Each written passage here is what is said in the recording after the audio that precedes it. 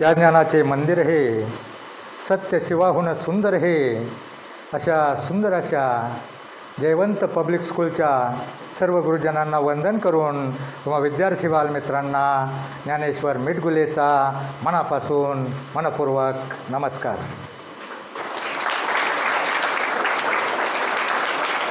मुलांनो, आजकाल बघा तरी तुम्ही डोक्यामध्ये घेत नाही.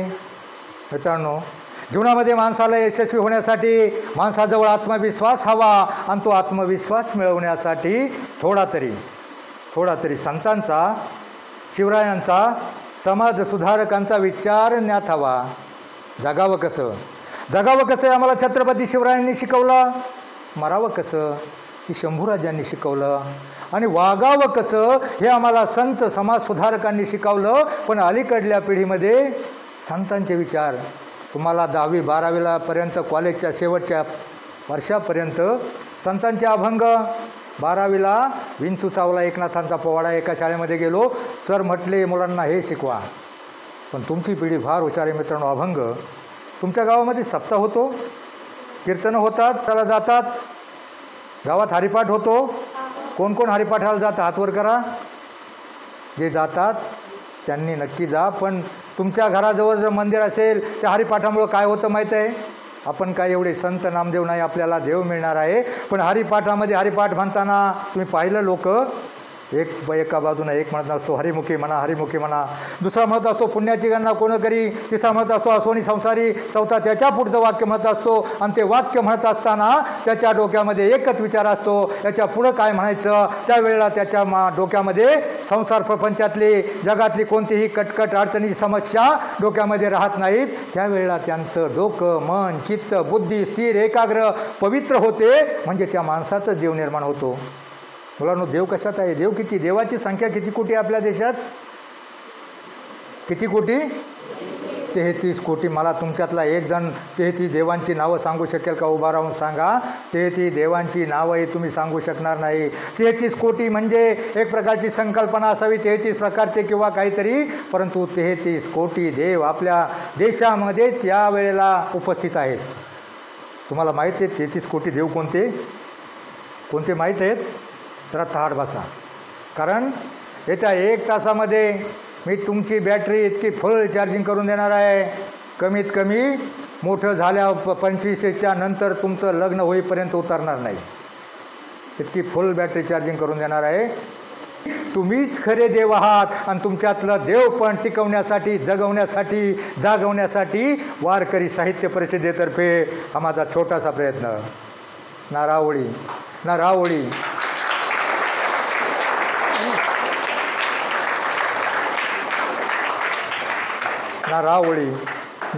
ना देवळी ना रावणी. लोक मनुष्य कहते आहे, माणसाचं देव आहे. देव तरी कशात आहे? आत्मा हात परमेश्वर. तो फक्त आत्मा शुद्ध, पवित्र, एकाग्र, स्थिर आणि चारित्र्यवान बनवण्यासाठी तुम्ही नवीन पिढी आहे, फायबल व्हायला लागली आहे. तुम्हाला एक कोडं सांगतो, एक गोष्ट सांगतो. त्या गोष्टीमध्ये प्रतीक सांगतो. आई आतमध्ये काम करते किंवा टी व्हीमध्ये व्यस्त आहे आणि पोरगं बाहेर मोबाईलमध्ये मस्त आहे. आई टी व्हीमध्ये बघते, पोरगं त्रास देते म्हणून हातामध्ये मोबाईल दिला आणि पोरगं बाहेर मोबाईलमध्ये व्यस्त आहे. एक उदाहरण सांगतो, याच्याशी संलग्न मला शेवटला याचं उत्तर द्यायचं. तुम्ही सगळीकडे वणवा भडकला आहे, सगळीकडं अनैतिकता, सगळीकडे वणवा भडकला आहे, आग लागली, सगळं जंग लपला आहे. आणि ती आग त्याला गळण्यासाठी येणार आहे, लांबून आगीचा भडका होतोय. मग मला सांगा, ते पाडस कसं वाचणार आहे? सगळ्या बाजूनं संकट आहे, वाचणार आहे का? ही एक सामाजिक परिस्थिती आहे. उदाहरण दिलं आहे, याचं उत्तर आणि याचं विश्लेषण तुम्हाला शेवटला मला प्रश्नाचं उत्तर द्यायचं आहे. दुसरा एक माझा प्रश्न आहे. राजाधिराज क्षत्रिय कुलावतंस छत्रपती शिवाजी महाराज की का उघडली तोंड तुमची? त्यांचा जय जयकार का झाला? तर त्यांनी समाजासाठी, देशासाठी, आपल्या राष्ट्रासाठी काय केलं? आपल्या आजोबांनी आपल्यासाठी काय केलं नाही? आपल्याला संस्कार दिले नाहीत किंवा आपल्याला हे करण्यासाठी समाजामध्ये सावित्रीबाई फुले. आज कुणाचा पुण्यदिन आहे माहीत आहे? कुणाचा पुण्यदिन आहे? कॅलेंडरला वाचत नाही तुम्ही? झाशीच्या राणीचा पुण्यदिन आहे. आणि सरसेनापती संताजी घोरपडे ज्यांनी मोगलांना सळोकीपळो केलं होतं, शिवरायांच्या मृत्यूनंतर, संभाजीराजांच्या मृत्यूनंतर राजा रामांच्या कारकिर्दीमध्ये संताजी आणि धनाजी दोन होऊन गेले. त्या दोघांचा पुण्यदिन आहे. आणि त्या संताजी धनाजींची इतकी जरब होती, त्यानं जेव्हाच्या छावणीमध्ये घुसला, औरंगजेब श्रेयामध्ये लपला आणि मग त्यावेळेला त्यानं त्याचा छावणीचा कळस मुकुट तोडून आणला. ते संताजी धनाजी इतकी जरब होते, जर मोगलांची घोडी जर पाणी प्यायला गेले तर ते पाणी पित नसताना तो मोगल सैनिक म्हणायचा, अरे पीना साले क्या तुम्ही पाणी में भी संताजी धनाजी दिखता है. इतकी जरब त्या संताजीची होती. आणि झाशीच्या राणीचा पुण्यदिन आहे. झाशीची राणी माहिती आहे का तुम्हाला?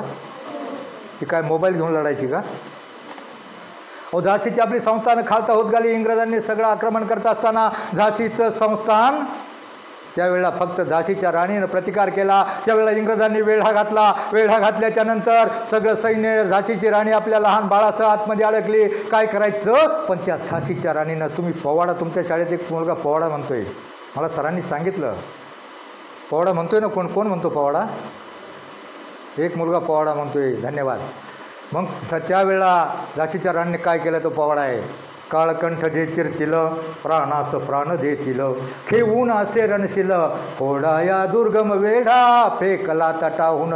तटावरनं घोडा फेकला आपल्या पाठच्या पोराला मागं बागून, आणि तो तट क्रॉस करून घोड्यावरनं उड्डाण करून तटावरनं ती राणी गेली.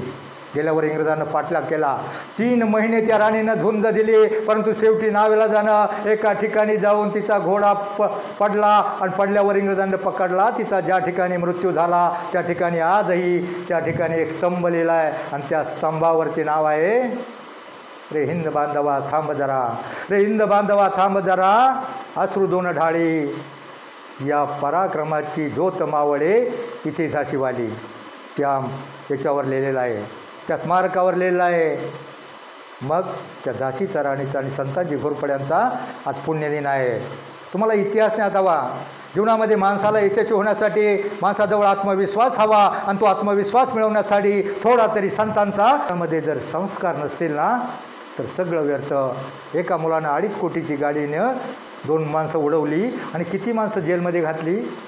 पाहिलं ना तुम्ही? टी व्हीला पाहिलं ना?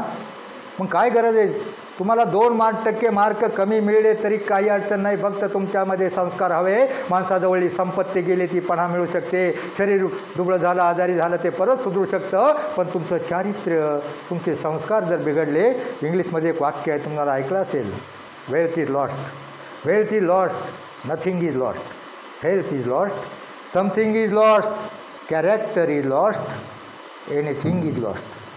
म्हणून तुमचं कॅरेक्टर, आचरणसुद्धा हवं आहे. तुम्ही देव मानता, सगळे देवाला मानता? देवावर विश्वास आहे तुमचा?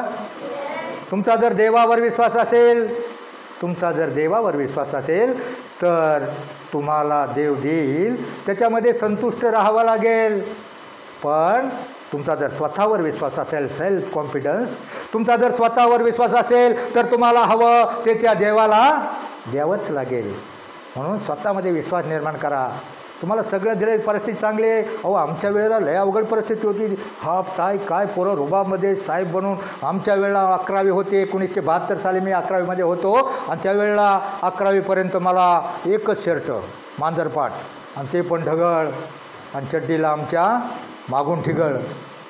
अशी परिस्थिती होती. तुम्ही भाग्यवान आहात. तुमच्या आईवडील तुमच्यासाठी एवढे अप टू डेट शिक्षण देतात. मग या संधीचं सोनं करा. फक्त तुमच्यामध्ये विश्वास हवा. तुम्ही पाखरं पाहिली? पाखरं पाहिली का? पाखरांना कुठं घर असतं, कुठं डांबरी रोड असतो, खाद्य सोडण्यासाठी कुठं पाणी असतात, तरी ते उडत उडत एखाद्या झाडावर जातात. एखाद्या झाडावर जातात, त्या फांद्या वागतात. झाडावर बसलेले पक्षी पाहून वाटतं, अरे हा फांद्या वाकून पक्षी पडतील किंवा काय. परंतु मुलांनो, त्या पाखरांना फांदी तुटण्याची भीती नसते. कारण कारण कारण त्यांचा त्या फांदीवर नसून आपल्या पंखावर विश्वास असतो. तसं तुम्ही स्वतःमध्ये विश्वास निर्माण करा. मला हे बनायचं आहे. मोठमोठी स्वप्न बघा. मला सांगा, तुम्हाला स्वप्न पडतात? स्वप्न कधी पडतात?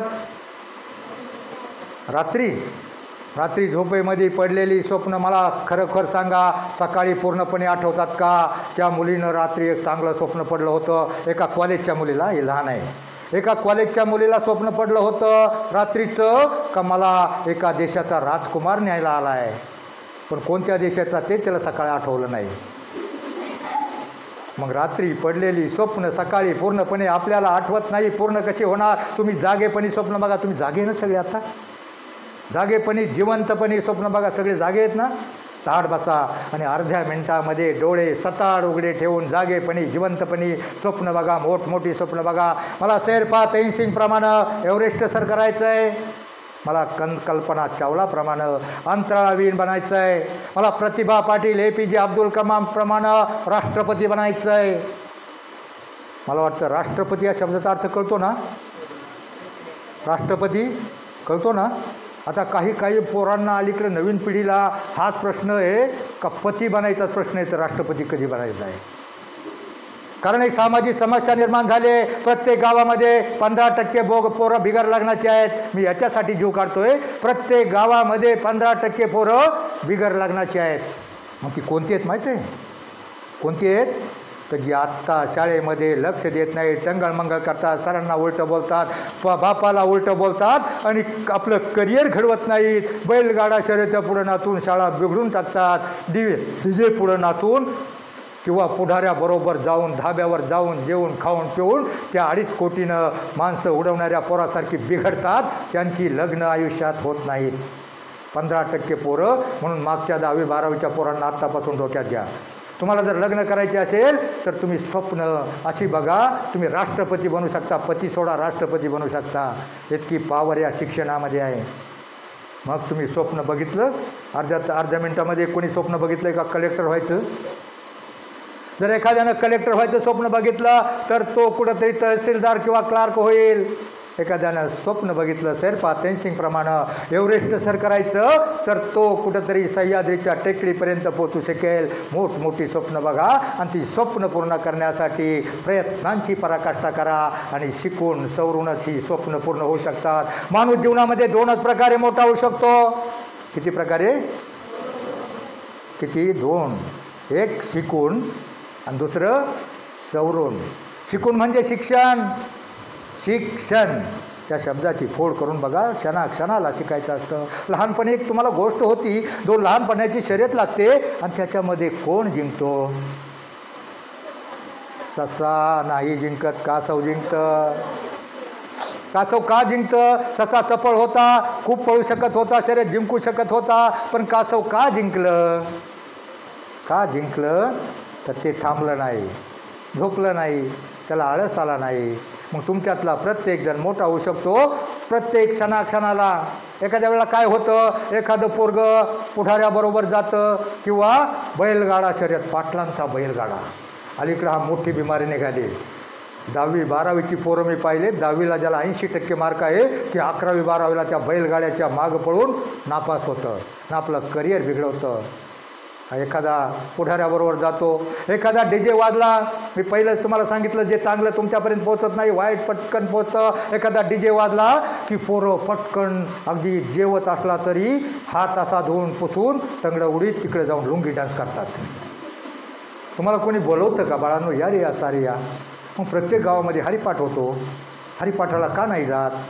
हरिपाठामध्ये तुमचं ज्याच्या अभंगातले 2 अभंग मी तुम्हाला पुस्तक देणार आहे हरिपाठाचं, 2 अभंग पाठ करील त्या मुलाला मी अभंगाचं पुस्तक देणार आहे हरिपाठाचं. 2 अभंग कोणते?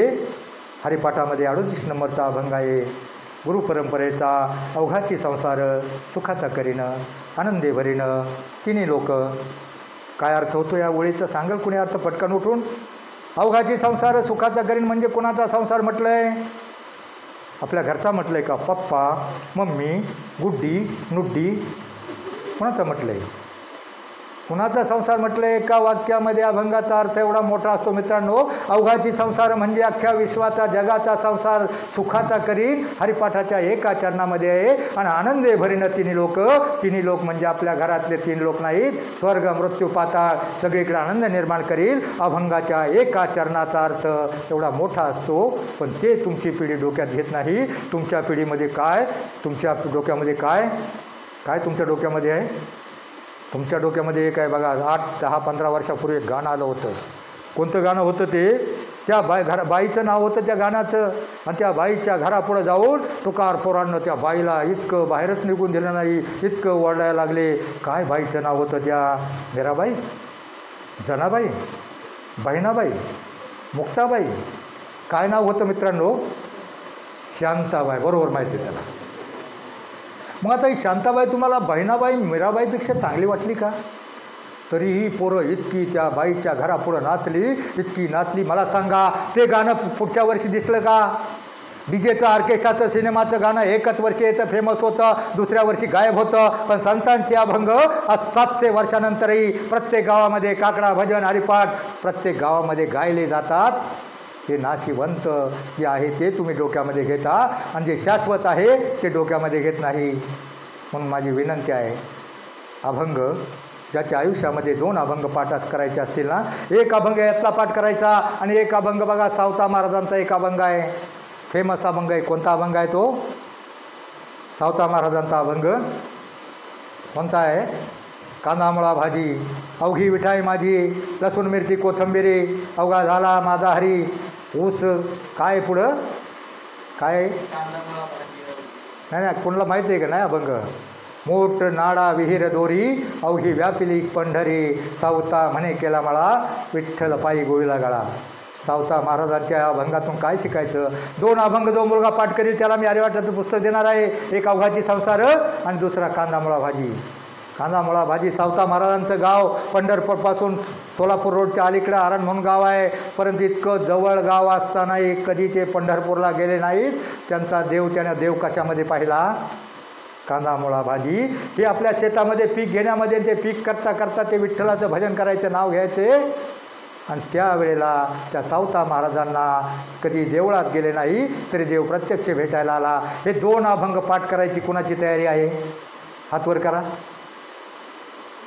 त्यांनी नाव देऊन फोन करून पुस्तक घेऊन जायचे. कांदा मुळा भाजी आणि अवघाची संसार 2 अभंग जो मुलगा पाठ करील त्याला मी गॅरंटेड बॉन्डवर लिहून देतो. त्याच्या एक आचरणाप्रमाणे वागण्याचा जगण्याचा प्रयत्न केला, तुमचं जीवन कधीच भंग होणार नाही. मित्रांनो, अभंग या शब्दाची, शिक्षण या शब्दाची फोड अशी आहे. शिक्षण क्षणाक्षणाला शिकायचं, शिक्षण क्षणाक्षणाला शिकायचं. तसं अभंग आयुष्यामध्ये ज्याचे 2 अभंग पाठ असतील, अवघाची संसार आणि कांदा मुळा भाजी, त्यातल्या एका वाक्याप्रमाणे एका चरणाप्रमाणे वागण्याचा जगण्याचा प्रयत्न केला, तुमचं जीवन कधीच भंग होणार नाही. शिक्षण क्षणाक्षणाला शिकायचं. तर मी तुम्हाला काय सांगत होतो? स्वप्न, मोठमोठी स्वप्न बघा. आणि ती स्वप्न पूर्ण करण्यासाठी शिक्षण एकच साधन आहे.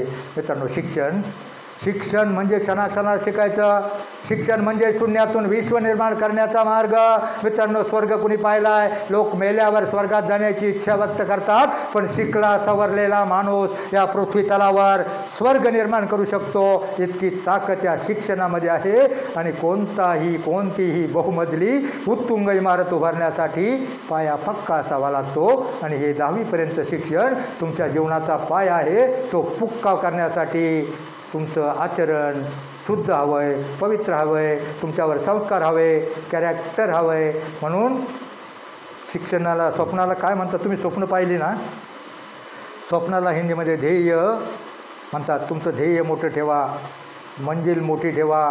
कारण स्वप्न, मंजिल, ध्येय, मंजिल उन्हीं को मिलती है. मंजिल उन्हीं को मिलती है जिनके सपनों में जान होती है. म्हणून जीवदार स्वप्न बघा, ताकदवार स्वप्न बघा, मोठमोठी स्वप्न बघा.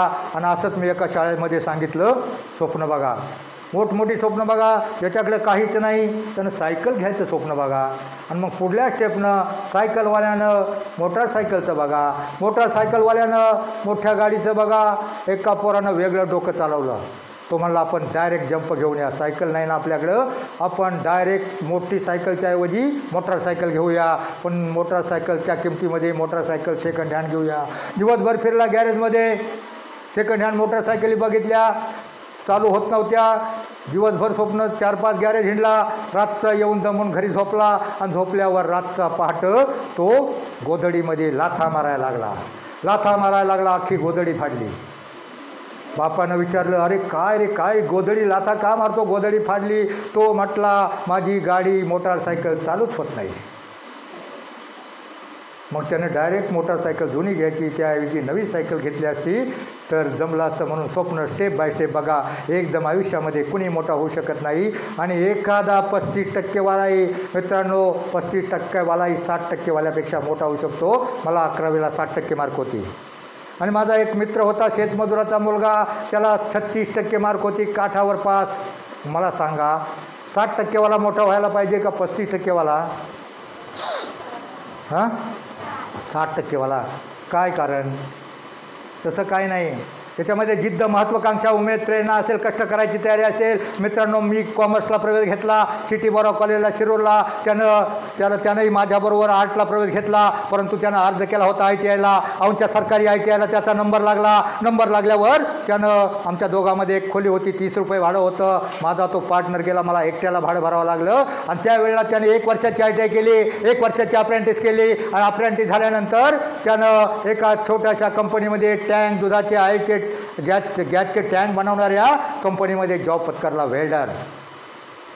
36% वालेला सगळ्यात हलका ट्रेड मिळाला होता, वेल्डर. आणि त्या वेल्डर मिळाल्यामुळे त्यानं वेल्डिंग करायला लागला. आणि वेल्डिंग असं असतं, डोक्याला इथं हे लावलं तरी थिणग्या उडतात, भाजतं. बरेचसे कामगार 4-8 दिवसानंतर गायब होतात, महिना 2 महिने टिकत नाहीत. आणि कामगार गायब असल्यावर या माझ्या मित्रानं, नाव त्याचं बबन तांबे, त्यानं 18, 16 तास ड्युटी केली. आणि ती 1 दिवस नाही, सतत 3 वर्ष आणि त्या कंपनीची इतकी भरभराट झाली. आणि त्यावेळेला त्या मालकानं पाहिलं, रेकॉर्ड पाहिलं, अरे सतत 3 वर्ष त्यानं डबल ओव्हरटाईम केला आहे. आणि त्या कामगारामुळं फक्त माझी कंपनी फॉर्ममध्ये आले, माझ्या सगळ्या ऑर्डर सप्लाय झाल्या. आणि मग 3 वर्षानंतर, त्या आज 45 वर्षापूर्वी 3 वर्षानंतर त्या कामगाराला त्यानं 33% पार्टनर करून घेतला. किती टक्के? 1/3.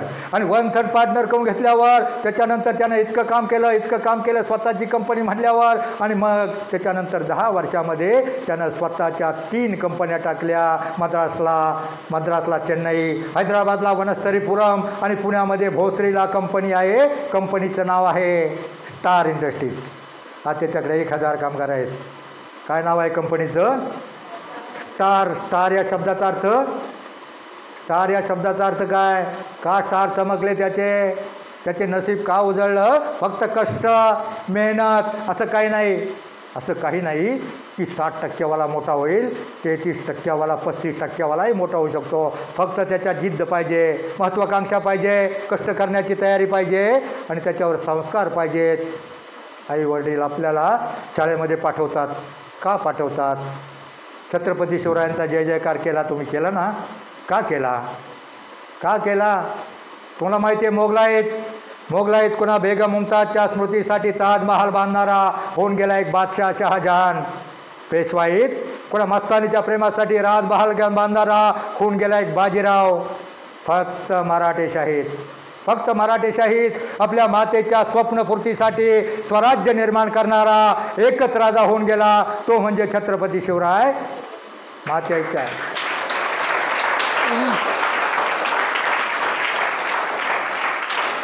मातेच्या स्वप्नपूर्तीसाठी त्याच्या मातेनं स्वप्न पाहिलं, स्वराज्य निर्माण करायचं मातेच्या स्वप्नपूर्तीसाठी. मग मला सांगा, तुमच्या मातांची काय स्वप्न आहेत? तुमची माता तुम्हाला सांगणार आहे का आपल्याला स्वराज्य निर्माण करायचे, तलवार घेऊन लढा?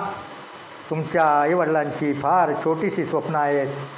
तुमच्या आईवडिलांना एवढंच वाटतं, आमची बाळं शाळेत जातील, रोजच्या रोज अभ्यास, गृहपाठ, होमवर्क करतील, नीट चांगलं शिकतील, शिकून सवरून मोठी होतील, साहेब होतील आणि आमच्या म्हातारपणाची काठी बनतील. एवढी छोटीशी स्वप्न आहे तुमच्या आईवडिलांची. बस ती स्वप्न पूर्ण करण्यासाठी एकच मार्ग आहे, शिक्षण. शिकून म्हणजे शिक्षण आणि सवरून म्हणजे सवरून म्हणजे मी काय सांगितलं, 2च प्रकारे मोठा होऊ शकतो माणूस, एक शिकून आणि सवरून म्हणजे सवरून. सकारात्मक अर्थाचे जेवढे शब्द, सत्य, सदाचार, संयम, सुविचार, प्रत्येक चांगल्या सकारात्मक शब्दामध्ये माणसाचं जीवन बदलण्याचं सामर्थ्य असतं. एक चांगला विचार घेऊन जगण्याचा, वागण्याचा प्रयत्न केला, तुमच्यातला प्रत्येक जण मोठा होऊ शकतो. पण सकारात्मकता, संतांचे विचार, शिवरायांचे विचार तुमच्या डोक्यामध्ये बसत नाही. त्यांच्या डोक्यातली ती शांताबाई गेली आणि त्याच्यानंतर कोणता संत आला?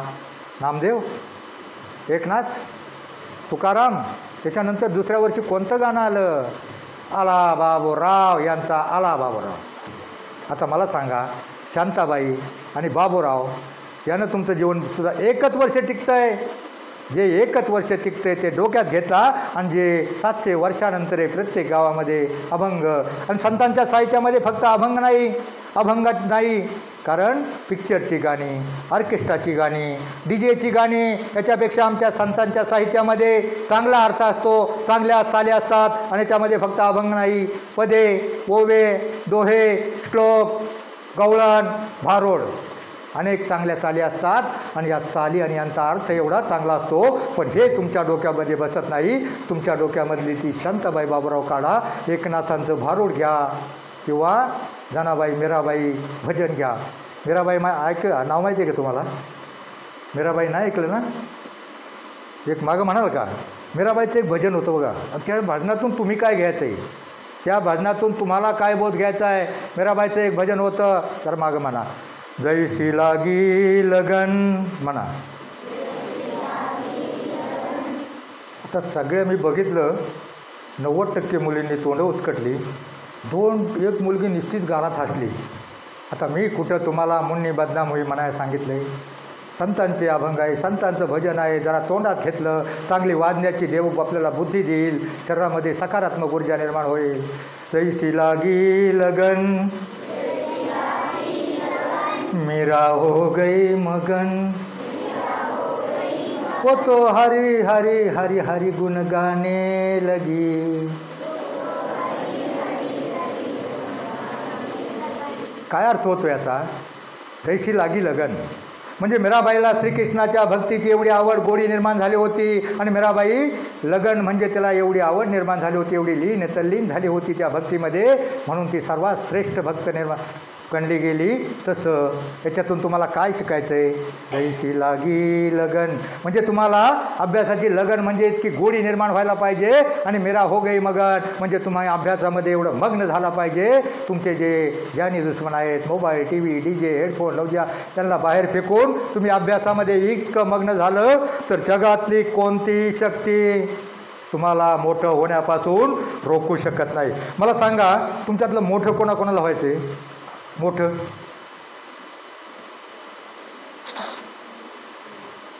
सगळ्यांना व्हायचे. खाली हात करा. तुम्हाला जगातली कोणतीही शक्ती अगदी चीन, पाकिस्तानसुद्धा तुम्हाला मोठं होण्यापासून रोखू शकत नाही. असं होणार आहे का? एखादा पाकिस्तानचा आतंकवादी येईल आणि चीनचा सैनिक येईल, म्हणाल हे बाळ्या नाळ्या घालू का गोळ्या, अभ्यास करून कलेक्टर होऊ नको, लेफ्टनंट होऊ नको म्हणणार आहे का? जगातली कोणतीही शक्ती तुम्हाला मोठं होण्यापासून रोखू शकत नाही. परंतु काही शत्रू आहेत आणि ते शत्रू कुठं बाहेर नाही, तुमच्या आतमध्ये दडलेत. त्या शत्रूंना पहिलं बाहेर काढा. तुमच्या आतमध्ये कोणता शत्रू आहे? तुम्हाला मोठं होऊन देणार नाही. टिंबहार, महाविघातक असे काही तुमचे दुश्मन आहेत आणि ते तुमचे जानी दुश्मन आहेत. जानी म्हणजे जीवापेक्षाही प्रिय. ते तुम्हाला फार आवडतात परंतु आयुष्यामध्ये तुम्हाला मोठं होऊन देणार नाहीत. कोणकोणते दुश्मन आहेत माहिती आहे तुम्हाला? फार आवडतात बघा, अभ्यास, गृहपाठ, होमवर्क सगळं सोडून तुम्ही त्याच्या पुढं टुळू बघत असता. माझ्या नवऱ्याची बायको, काय मालिका निघाल्यात आणि काय टाईमपास चालला आहे. त्यात मालिका असतात. तुम्हाला मालिका बघायची असेल तर एक संभाजीराजांची निघाली होती आणि एक ताराबाईची मालिका एखादी बघा, पण अतिरेक नको आणि कोणतंही बघू नका. ती स्टोरी असते आणि त्या बाईनं ह्या बाईची खोड कशी करायची आणि ह्या बाईनं तिच्यावर कुरघोडी कशी करायची एवढं शिकलं. गेल्या 20 वर्षापासून आमच्या देशाच्या एकत्र कुटुंब पद्धतीचं वाटटोळं केलं ते TV आल्यावर. काय शिकवतात मॅडम? आणि एका मालिकेमध्ये तर असं दाखवलं आहे, एक शिक्षिका अडाणी दाखवली, एक पैलवान अडाणी दाखवला आणि शिक्षिका दाखवली आणि ती म्हणते तुझ्यात जीव रंगला. काय स्टोरी बनवतात, काय स्टोरी आहे. तर तुम्ही ते बघता, नका बघू, नका टाईमपास करू. अभ्यासाचा 1 तास घालून त्याच्यापासून काही तुम्हाला मिळणार नाही. तुमचा सगळ्यात महत्त्वाचा जानी दुश्मन कोणता माहिती आहे तुम्हाला? सगळ्यात महत्त्वाचा जानी दुश्मन तुम्हाला फार आवडतो परंतु तो आयुष्यात तुम्हाला मोठं होऊन देणार नाही. कोणता? तो आतला शत्रू आहे. एक जानी दुश्मन तुम्हाला फार आवडतो. पहिला मोबाईल, टी व्ही, दुसरा मोबाईल. मला सांगा, एका 10वीच्या मुलीला तर एवढा नाद, आमच्या खेडेगावाला आमच्या शेतासमोर घर होतं, त्या मुलीला एवढा नाद मोबाईलचा, सकाळी उठल्यापासून रात्री झोपेपर्यंत गोधडीत मोबाईल घेऊन झोपायची. मोबाईल चांगला आहे, 50% चांगला आहे, पण जे चांगलं ते घेत नाही पिढी. जे चांगलं ते तुम्ही घेत नाही. त्या मुलीला एवढा नाद, आणि त्या मोबाईलच्या नादामध्ये तुम्ही बघितले कार्टून, मोबाईल मागता बघता एखादा गटारात पडतो, बघितलं ना? किंवा एक कामगार कामावून आला, गाडी लावली आणि शेजारच्याच खोलीत घुसला. आता शेजारच्या खोलीत घुसल्यावर काय झालं, ती बाई मोबाईलमध्ये व्यस्त होती. तिने ठरल्याप्रमाणे चहा आणून दिला, आणि चहा आणून दिल्यावर हे म्हणतो, रोज तू मला लस्सी देतेस, आज चहा कसा? मग ती म्हणते, तुम्ही तिकडचे इकडं कसे? म्हणजे मोबाईलमुळं सगळे घोटाळे होत चालले. मोबाईल आल्यानंतर पहिला घोटाळा काय झाला माहीत आहे? मोबाईलच्या नादात बोलता बोलता गाडीवर मोबाईल उचलले आणि 25% ॲक्सिडंट ह्या मोबाईलमुळे झाले.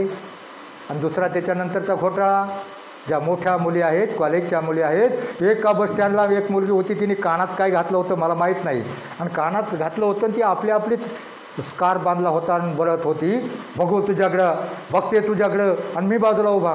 मला वाटलं मलाच म्हणते काहीतरी.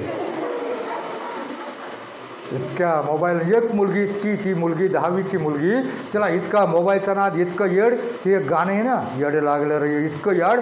तर ती शाळेत जायला निघाली, आणि शाळेत जायला निघाल्यावर कुठं पुतली असेल?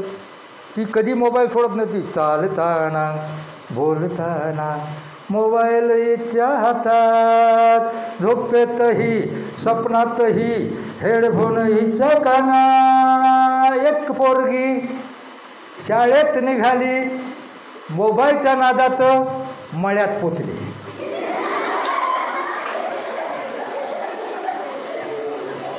आई म्हटली, काय गं ठमी, आज शाळा नाही का काय? आणि मग ठमी म्हणती, याडे लागलं रे, याडे लागलं. एवढं व्याज नको. मोबाईल चांगला आहे, चांगल्यासाठी वागला. काय झालं आहे, लहान मुलाच्या हातामध्ये पहिलं मोबाईल देत नव्हते, पण ऑनलाईन शिक्षणामुळं मुलांना मोबाईलचं लायसन मिळालं. मुंबईसारख्या ठिकाणी आपली पोरं तरी बाहेर खेळत होती, शेतात तिकडे भागडत होती, त्या पोरांना बाहेर पडता येत नव्हतं. आणि त्यामुळं काय इफेक्ट झाला माहिती आहे? ते पोरगं 1 तास ऑनलाईन शिक्षण आणि 7 तास त्याच्यात काय वाईट असतं, ते गेमिंग काय एक असतं, आत्महत्यापर्यंत पोहोचतात पोरं. आणि त्यामुळं ते पोरं 10% 12% मुंबईची पोरं मेंटल झाली. त्याच्यानं तुम्हाला मेंटल झाली. माझ्या एका अवसरीच्या एका माझा मित्राचा मुलगा, तिथं त्याचा बिझनेस आहे, बाप करोडपती आहे, बाप बाहेर गेल्यावर ते पोरगं ऑनलाईन शिक्षणाच्या नावाखाली त्याला इतका मोबाईलचा दुरुपयोग केला, आणि त्याचं डोकं हँग झालं, पागल झालं. आणि पागल झाल्यावर ते सारखं असं करायचं, हातावर इकडून हात तिकडं, आणि तोंडानं म्हणायचं सब्जी टब्जी काय म्हणायचं, तोंडाने बडबडत करायला लागलं, सारखं हात चालवायचं, तोंडानं टब्जी काय म्हणायचं. आणि असं झालं, आणि त्याला दवाखान्यात नेलं.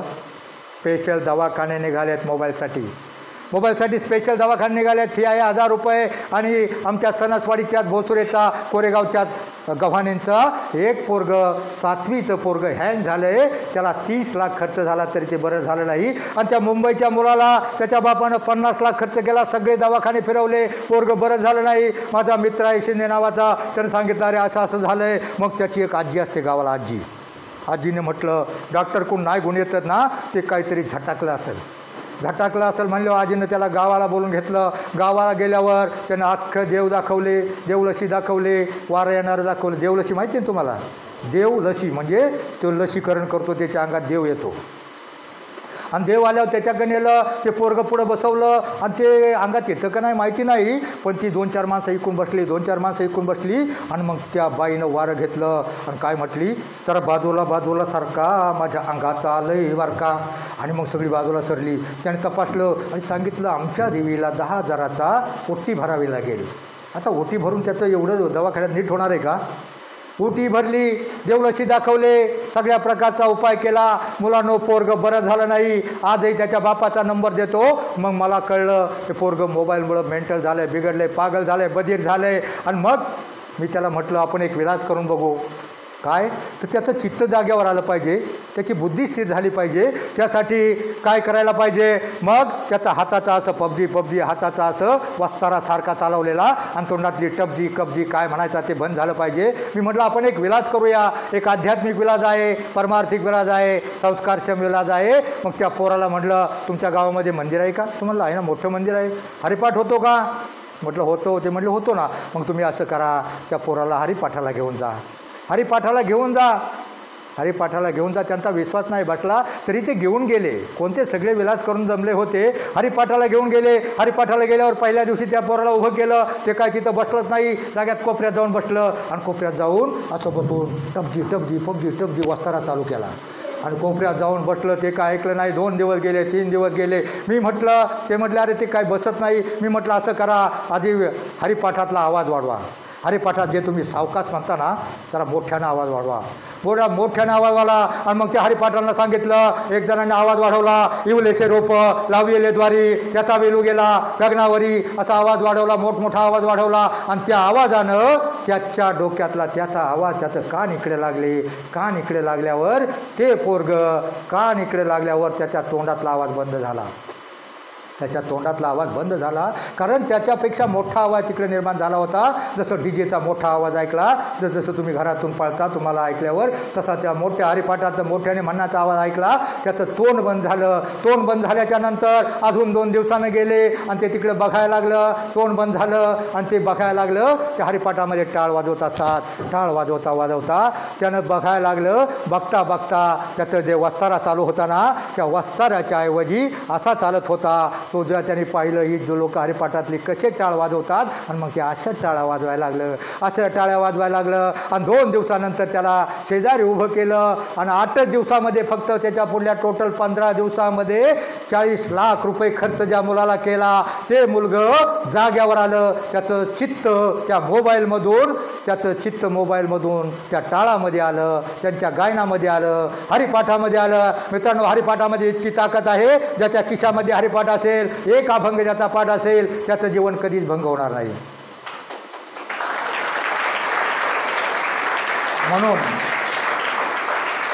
म्हणून माझी विनंती आहे, तुमच्या घराच्या मध्ये देऊळ असेल ना, टीव्हीतला आणि मोबाईलमधला 1 तास काढा आणि त्या देवळामध्ये तुमच्या बापाला बरोबर घेऊन जा.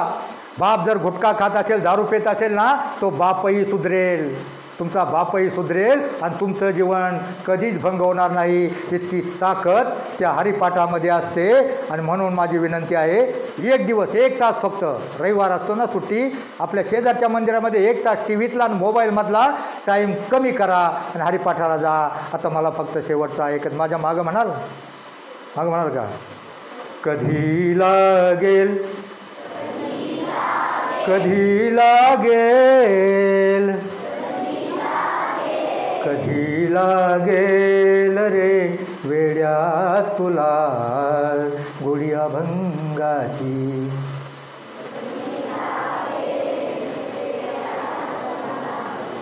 तुम्हाला असं नाही, तुम्हाला फास्ट पाहिजे डीजेच्या तालावर. छुन्नुक टाळ वाजवी, जरा मोठ्यानं. पाटामधलं पाणी रानपाखरा संग गातो, कधी विठ्ठला गाणी, विठ्ठल नामाची शाळा भरली, विठ्ठल विठ्ठल जय हरी विठ्ठल, विठ्ठल विठ्ठल जय हरी विठ्ठल, विठ्ठल विठ्ठल जय हरी विठ्ठल, विठ्ठल विठ्ठल विठ्ठल विठ्ठल, विठ्ठल विठ्ठल विठ्ठल विठ्ठल, विठ्ठल विठ्ठल विठ्ठल विठ्ठल, विठ्ठल विठ्ठल विठ्ठल विठ्ठल. बघा, ज्याने खरोखर प्रामाणिकपणे टाळ्या वाजवल्या त्याच्या हाताला झिंझिने आल्या असतील, आलं का नाही? आणि ज्यांनी खरोखर म्हटलं मोठ्यानं, त्याच्या अंतकरणातून विठ्ठल या शब्दाचा आणि टाळ्या वाजवण्याचं एक शास्त्रीय कारण आहे. हाताला टाळ्या वाजवल्यावर आपले हात थोडं होतात ना, त्याला गंभीर होतात. म्हणजे त्याचा कंपन्या निर्माण होतात आणि विठ्ठल म्हणल्यानं आपल्या अंतकरणापासून आपल्या शरीरा विठ्ठल विठ्ठल विठ्ठल म्हणल्यावर आपल्या अंतकरणापासून सगळ्या रक्तवाहिन्या प्रवाहित होतात. हाताच्या शिरापासून पायाच्या डोक्यापासून मेंदूपर्यंतच्या सगळ्या रक्तवाहिन्या प्रवाहित होतात. आणि जो मुलगा किंवा मुलगी दिवसातून फक्त 5 वेळा एखादं भजन म्हणल आणि भजनाच्या शेवटी अभंगाच्या शेवटी विठ्ठल विठ्ठल विठ्ठल म्हणल, त्याला आयुष्यामध्ये टाळ्या वाजून फक्त 5 मिनिटं विठ्ठल विठ्ठल म्हणल, एक अभंग दिवसातून म्हणल, 5 मिनिटं विठ्ठल विठ्ठल म्हणल, त्याला आयुष्यामध्ये बीपी, शुगर, रक्तदाब, मधुमेह, कॅलेस्ट्रॉल, चरबी, कॅन्सर होणारच नाही. लिहून देतो. वारकऱ्यांचं हेच सगळं महत्त्व आहे. दिंडीला जातात. 70-80 वर्षाचा वारकरी तिथं त्याला घरून उठत नाही, उड्या मारत जातो. ती एक ऊर्जा असते. 365 दिवसातल्या 15 दिवस तो वारीमध्ये जातो. त्याला ऊर्जा तिथं त्याला काय देव मिळतो का? तिथं कळसाचंही दर्शन होत नाही, पण त्याच्यामध्ये ऊर्जा निर्माण होते. आणि आपली भारतीय संस्कृती तिकडे बघण्यासाठी तिथं 15 ते 20 लाख लोक पंढरपूरला असतात. कोणी पंढरपूर पाहिले का? मित्रांनो, तुम्हाला शाळेमध्ये काटकोण, विशालकोण, लघुकोण, त्रिकोण शिकवतात, पण जीवनाचा दृष्टिकोन फक्त संतांचे विचार, शिवरायांच्या विचारावर आपला महाराष्ट्र तरुण आहे. हे विचार ज्या वेळेला नष्ट होतील त्यावेळेला चंद्र सूर्यसुद्धा राहणार नाहीत. मग त्यावेळेला बाहेरची लोक आपली संस्कृती बघण्यासाठी, मला सांग, कंटाळा आला आहे का? नाही ना? कंटाळा आला असल्यावर सांगा बरं का, कारण 3 तास झालं तरी मला कळत नाही मी कुठपर्यंत आलो आहे. कंटाळा आल्यावर सांगा. मला सांगा, कंटाळा किती जणांना वाटतं बंद करावा? हात वर करा. का नाही ना? अहो, आपली भारतीय संस्कृती, आपली वारी, आध्यात्मिक वारी बघण्यासाठी सगळ्या जगाला त्याचा कुतूहल आहे, पण आमच्या मुलांना, नवीन पिढीमध्ये हे अध्यात्म रुजत नाही. ही खरी शोकांतिका आहे. आमचे 17-18 लाख वारकरी पंढरपूरला जातात. इकडं वाखरीपासून पंढरपूरपर्यंत लाईन लागली असते. तिकडं मोहोळ रोडपासून इकडं पंढरपूरच्या देवळापर्यंत लाईन लागते वारकऱ्याचं. कुणी गवळण म्हणत असतं, कुणी फुगड्या खेळत असतं, आनंदानं बेहोश होत नाचत असतात. विठ्ठल नामाचा गजर चालू असतो. आणि हे पाहण्यासाठी बाहेरच्या देशातले 10-15 हजार फॉरेनर हाफ कपड्यामध्ये, हाफ चड्डीवाले, माहिती आहे तुम्हाला? पाहिलं का टी व्हीला? तिथं येतात. त्यांना नवल लागतं. अरे हे लाखो पब्लिक एवढा गोंधळ एवढा होतोय, कुणाला पाय लागतो, त्यांच्यात भांडणं होत नाहीत, त्यांच्यात वाद होत नाहीत. आमच्या वरातीमध्ये DJ पुढं नाचण्या वाचून 2 गटामध्ये थोडा धक्का लागला तरी मारामारी होतात. एखाद्या मिरवणुकीमध्ये ह्या गटानं त्या गटाला काय बोललं तर दंगली होतात. आणि त्या दिंडीमध्ये एवढी लोक लागतात, एकमेकाचा पाय लागतो, काय होतो? एवढा आनंद कशाचा घेतात? एवढी लोक एकत्र कसं समाधान नांदू शकतात? एवढी गर्दी यांच्यामध्ये बात का होत नाही? या लोकांना नवल लागतं आणि त्यांना नवल लागतं, आश्चर्य वाटतं. आणि आमच्या बाया बघा, म्हाताऱ्या बाया आमच्या काय नाचत नाहीत. त्या मधला डिवायडर असतो, इकडल्या रोडला आणि इकडल्या रोडला मध्ये डिवायडर असतो ना, त्या डिवायडरवर आमच्या म्हाताऱ्या बाया उभा असतात आणि त्या बघत असतात कुणीकडे काय दिंडीचं चाललंय. अख्खा सोहळा असतो, 2-4 किलोमीटर लाईन लागली असते. आणि ते बघत असताना त्या फॉरेनच्या बाया आमच्या जाडजूड म्हाताऱ्या बाईच्या मागून असं पुढं डोकावतात. त्यांना आश्चर्य वाटतं, नवल वाटतं. आणि त्या म्हणतात, हाऊ वंडरफुल. आमची ती गावठी म्हातारी म्हणते, ए भवानी, हे वंडरफुल नाही, पंढरपूर आहे. बाहेरच्या लोकांना आमची संस्कृती एवढी आवडते आणि ते आपण बाहेरचं घेतोय, आपण बाहेरचं घेत चाललोय. आमच्या समाजामध्ये अन्याय अत्याचार का होतात? आजकाल स्त्रिया आमच्या, मुसलमान एका शास्त्रज्ञाचा प्रश्न आहे, तुम्ही आमच्या जमातीला नाव का ठेवता, आमच्या बुरख्याला का ठेवता? तुमच्या स्त्रिया बघा, पहिल्या पदर घेत होत्या, पदराचं इथपर्यंत आलं का, खांद्यावर आलं, खांद्याचं पार उघडं केलं. आणि मग आम्हाला नावं तुमच्या अन्याय अत्याचार नाही होत, तुमची संस्कृती बिघडणार नाही तर काय होईल? म्हणून आपण आपलं कॅरेक्टर जपा. पाश्चात्य संस्कृतीचं अनुकरण करू नका. संतांचे विचार, शिवरायांचे विचार आचरणात आणा. तुम्हाला माहिती आहे 1983 साली भिवंडीमध्ये दंगल झाली होती. आजकाल आपला समाज चाललाय ना फक्त संतांच्या विचारावर चाललाय. संतांचे विचार ज्यावेळेस समाजाच्या डोक्यामधून निघून जातील ना त्यावेळेस बर्बादी होईल, सगळी बर्बादी. माझे एका व्याख्यानामध्ये मी तुम्हाला काही सांगू शकणार नाही. कमीत कमी 8 व्याख्यानं केलं ना, तुमच्यातला एकही जण बिघडणार नाही हे मी बॉन्डवर लिहून देऊ शकतो. एक चांगला विचार, वाईट विचार जाऊन एक चांगला विचार तुमच्या डोक्यामध्ये बसला ना, हे मी यूट्यूबला टाकणार आहे. माझी इतर शाळेतली व्याख्यानं मी नांदेड, भंडारा, नागपूर, मंगळवेढा लांब लांब जाऊन माझ्या खर्चानं व्याख्यानं देतो. का देतो? मलाही 4 नातवंड आहेत. मलाही 4 नातवंड, पण 8वीपर्यंत माझी नातवंड आहेत. मी त्यांच्या हातामध्ये, आमच्या घरामध्ये मोबाईल दिला जात नाही. हा, ऑनलाईन शिक्षणासाठी ना आम्ही जवळ बघतो, तू काय करतोय बघतो. माझ्या 3रीच्या नातवीचा संपूर्ण हरिपाठ पाठ आहे. 15 ते 22 वयोगटातील कोरेगावला स्पर्धा होती भगवद्गीतेवर. 70 प्रश्न होते. 11 वर्षाची माझी नात, तिला तिच्यामध्ये घेत नव्हते, वयोगट बसत नाही. पण माझ्या मुलानं सांगितलं घ्या, त्याला काय होईल ते होईल. आणि तिने परीक्षा दिली बघा 6 महिन्यापूर्वी. भगवद्गीतेवर 70 मार्काचे प्रश्न, 58 मार्क तिला पडले 70 पैकी. आणि कॉलेजच्या पर्यंत शेवटच्या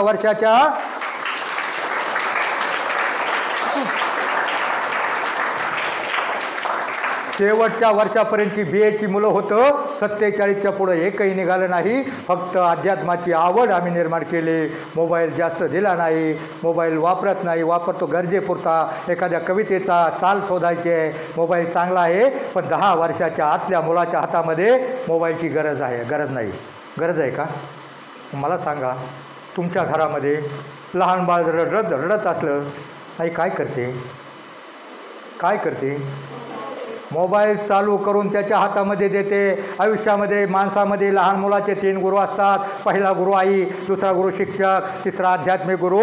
मग मला सांगा, गेल्या 10 वर्षामध्ये अनावधानानं त्या पहिल्या गुरुला त्याचा दुष्परिणाम माहीत नसल्यानं त्या पहिल्या गुरुनं आपलं काम उरकण्यासाठी किंवा TV बघण्यासाठी त्या बाळाच्या हातामध्ये मोबाईल दिला. आणि 7 वर्षाच्या बाळाला जर चष्मा लागला, 7 वर्षाच्या बाळाला जर त्या मोबाईलमुळं, TV मुळं चष्मा लागला, तर आम्ही 15 ऑगस्ट 26 जानेवारीला एक स्फूर्ती गीत गातो. काय गीत आहे ते? बलसागर भारत हो म्हणा, विश्वात शोभुनी राहो. मग काय वार्थ होतो याचा? बलसागर भारत हो म्हणजे काय व्हायला पाहिजे? भारताचा नकाशा मोठा व्हायला पाहिजे का? अहो, तुमच्यातला प्रत्येकजण बलवान, शक्तिवान, बुद्धिवान, नीतिवान, चारित्र्यवान ज्या वेळेला होईल ना, त्याच वेळेस भरत बलसागर होणार आहे. TV मुळं, मोबाईलमुळं जर तुम्हाला 7व्या वर्षी, 12व्या वर्षी चष्मा लागला तर काय होणार आहे?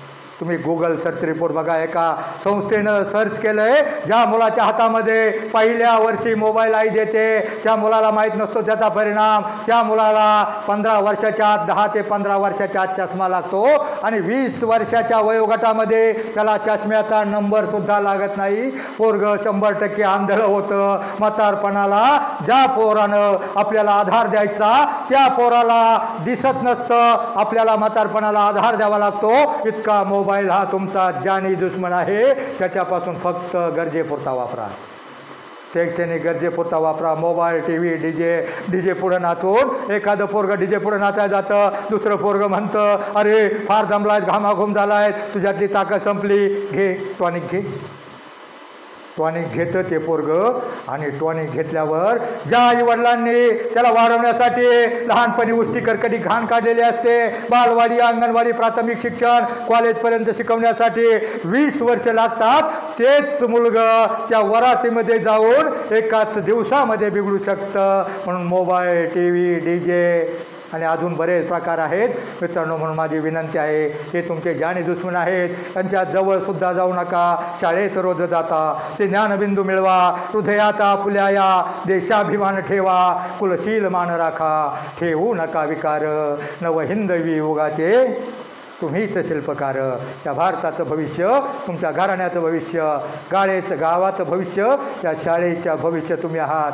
तुम्ही एखाद्या ठिकाणी वाईट वागलात, एखाद्याला उडवलं, वाईट वागला, दारू पिऊन पडलात, अरे तू म्हणतात कोणत्या शाळेमध्ये शिकला होता?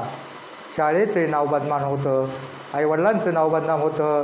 असं वर्तन आयुष्यामध्ये करू नका. आता मी एक प्रश्न विचारतो, मला सांगा, इतिहास तुम्हाला माहिती आहे? इतिहासामध्ये छत्रपती शिवरायांच्या 2 सुनांची नावं सांगा. छत्रपती शिवरायांच्या 2 सुनाची म्हणजे शंभूराजांच्या, राजाराम महाराजांच्या पत्नींची नावं सांगा पटकन. येत असेल कोणाला तर?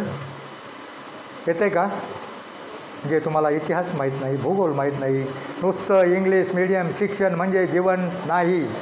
तुमच्यामध्ये संस्कार हवे, इतिहास माहीत हवा. नाही माहिती कोणाला? नाही माहिती? बरं जाऊ द्या, दुसरा प्रश्न विचारतो, तुमच्या आवडीचा प्रश्न विचारतो. तुम्ही एक पिक्चर फेमस झाला होता, त्या पिक्चरमध्ये एक पात्र होतं, हिरो होता आणि हिरोईन होती. त्या हिरोचं आणि हिरोईनचं नाव तुम्हाला माहितीच आहे, माहिती आहे ना?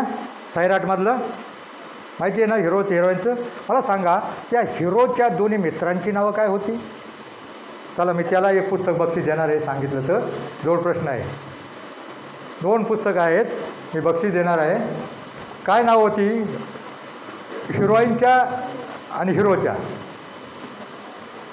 सांगा पटकन. हे पुस्तक असं आहे क्रांतिभूमी, तुम्ही जीवनामध्ये क्रांती करू शकता असे लेख आहे याच्यामध्ये, सगळ्या पेपरला आलेले आहेत. काय नाव होती? जोड प्रश्न आहे. मुलींना त्या हिरोईनच्या आर्चीच्या मित्रांची नाव काय होती? मैत्रिणींची नाही माहिती? सांगा सांगा पटकन, लाजू नका, काय अडचण नाही. कारण तुमचं जे तरी नॉलेज किती आहे, तुमची आठवण स्मरणशक्ती किती आहे ते मला बघायचं आहे. काय नाव होती? उठून सांगा पटकन.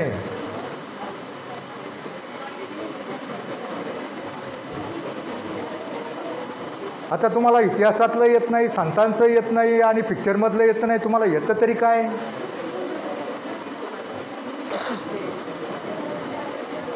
सांग सांग चल. लांगड्या, हा बरोबर. 1 मिनिट उभा राहा. बरोबर सांगितले, त्याच्यासाठी टाळ्या वाजवा. आता तुझ्या स्मरणशक्तीसाठी हा जोड प्रश्न आहे. ज्यांना आपल्या देशाची घटना आलेली ते डॉक्टर बाबासाहेब आंबेडकर. अंजनीयाने मुलींना शिक्षणाची संधी उपलब्ध करून दिली. विद्येविना मती गेली, मतीविना निते गेली, नितेविना वित्त गेले, वित्ताविना शूद्र खचले, अवघे अनर्थ या विद्येने झाले. ते महात्मा ज्योतिबा फुले यांच्या मानसपुत्राचं नाव काय बाळा? बघा स्मरणशक्ती काय आहे पोराची. म्हणजे ही बिमारी आहे मॅडम. जे हवं आहे, ज्याने घटना आलेली, ज्यांनी शिक्षणाची, त्यांना जे गरजेचं आहे, ही नवीन पिढी डोक्यात घेत नाही. आणि त्या लांगड्याचं परशाचं तुला काय करायचं आहे?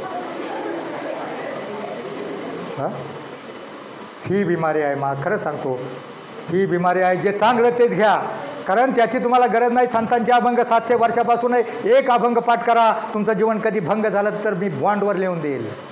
म्हणून एक अभंग पाठ करा, सगळ्यांनी करा वर्षातून. आणि दुसरं मी तुम्हाला पहिलं एक सांगितलं, सगळीकडे वादळ आलं आहे, वाघ आला आहे, शिकारी आला आहे, खाली बस. तर त्याच्या प्रश्नाचं उत्तर सांगा. तो मुलगा ते पाडस हारणीचं कसं वाचू शकेल? कसं वाचू शकेल? शिक्षकांना कोणाला माहिती आहे का? सांगा. तुम्ही वाचलं असेल एखाद्या वेळेस कशामध्ये? एका ठिकाणी शिकारी टपलाय झाडाच्या आडमधून, तिकडं वणवा पेटलेला आहे, वणवा जवळ येतोय, आग जवळ येते. ती सामाजिक आग लागलेली आहे, समाजामध्ये सगळी आग लागलेली ती जवळ येते. आणि ती आग जवळ येत असताना एक वाघाच्या आगीतून वाघोबा आलाय, त्याने हरण पाहिलं, ते झडप घालणार आहे. मग मला सांगा, या सगळ्या संकटामधून ते पाडस कसं वाचणार आहे? काय मार्ग आहे का? नाही आहे मार्ग. अहो चमत्कार होतो. सामाजिक भडका झाला आहे, अनैतिकता, व्यभिचार, अनाचार, दुराचार, दुष्टाचार, सगळीकडून वणवा पेटला आहे. कुसंगतीचे मित्र शिकारी तुमची शिकार करण्यासाठी टपलेले आहेत. आणि व्यसनांचा वाघ तुमच्यावर झडप घालणार आहे. या वेळेला काय होतं माहीत आहे? ज्या वेळेला सोसाट्याचा वारा सुटतो, वीज कडाडते, वीज कडाडल्यावर शिकारी नेम मारतो. त्या कडाडल्या विजेनं त्याचं चित्तभंग होतं, विचलित होतो. त्याचा बाण त्या वाघाला लागतो आणि तो वाघ तिथंच मरतो. पडलेली वीज त्याच्या अंगावर पडते शिकाऱ्याच्या. आणि पाऊस चालू होतो. आणि पाऊस चालू झाल्याच्या नंतर सगळ्या बाजूनं भडकलेला व्यभिचाराचा, अनाचाराचा, दुराचाराचा वणवा शांत होतो. आता मला याच्यातून एक सांगा, हा वाघ कोणता? हा शिकारी कोणता? हा पाऊस कोणता? जो पाऊस तुम्हाला वाचवणार आहे तो पाऊस कोणता? तो शिकारी कोणता? आणि तो वाघ कोणता? सांगू शकाल? नाही सांगू शकत. जाऊ द्या, शिक्षक कोणी सांगू शकेल? समाजातील अनाचार, दुराचार, भ्रष्टाचार, अनागोंदी याचा वणवा सगळीकडे भडकला आहे. तुम्हाला तुमची शिकार करण्यासाठी, तुमचे वाईट मित्र तुमची शिकार करण्यासाठी तुमच्यावर नेम धरून आहे, त्याला मी कधी बर्बाद करतोय. आणि दुर्व्यसनांचा वाघ म्हणजे वाईट व्यसनांचा वाघ, अनेक प्रकारची वाईट व्यसनं आहेत, त्या वाईट व्यसनांचा वाघ तुम्हाला गिळंकृत करू पाहतोय. आणि त्यासाठी एकच मार्ग आहे, ज्या वेळेला परमार्थाचं वादळ निर्माण होईल, अध्यात्माचा वारा सुटेल, वीज कडाडेल आणि संस्काराचा पाऊस तुमच्यावर पडेल, त्याच वेळेला तुम्ही वाचणार आहात. तुम्ही कितीही मोठे व्हा, तुमच्या जर संस्कार नसतील तर त्याचा काही उपयोग नाही. मित्रांनो, मी अशा प्रकारे अनेक 7-8 प्रकारची व्याख्यानं आहेत, हे यूट्यूबला टाकल, तुमच्या पालकांकडे पोचल. मी पालकांसाठी गायडन्ससाठी माझं व्याख्यान असतं.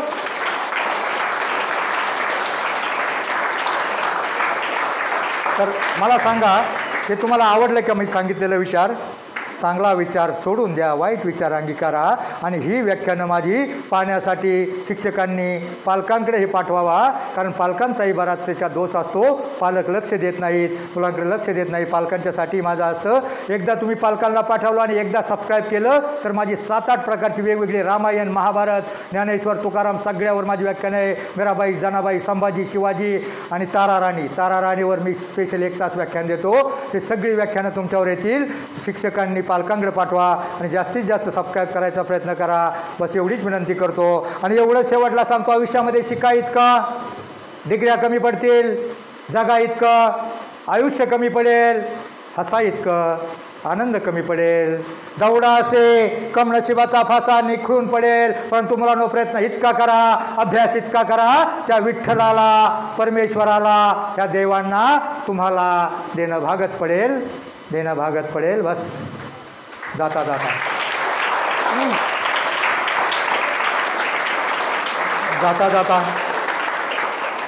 जाता सूर्यानं प्रतिप्रश्न केला, माझ्यानंतर या जगाला कोण प्रकाश देईल? त्यावेळी चंद्र शरमला, मोठमोठे तारे नरमले. एक पंथी समोर येऊन म्हणाली, प्रभो, माझ्या परीनं मी नक्की प्रयत्न करेल.